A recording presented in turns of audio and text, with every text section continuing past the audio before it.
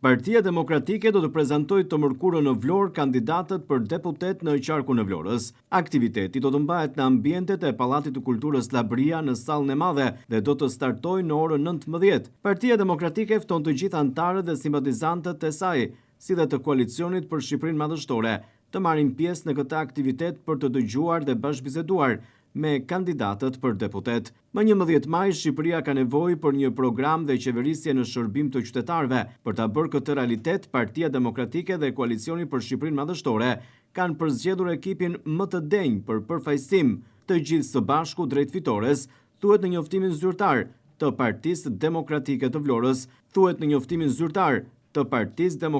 Vlorës, Kështu, Aleanca për Shqipërinë Madhështore prezanton në Vlorë kandidatët për deputet ditën e mërkurë në orën 19 në 19 mars, ndërsa Partia Demokratike dhe Aleanca për Shqipërinë Madhështore tashmë është numri 1 në fletën e votimit, sipas edhe përcaktimit të bërë nga Komisioni Qendror i Zgjedhjeve. Partia Demokratike fton të gjithë anëtarët dhe simpatizantët që të bëhen pjesë e këtij takimi, por të dëgjojnë dhe bashkëbisedojnë edhe me kandidatët e saj për deputet.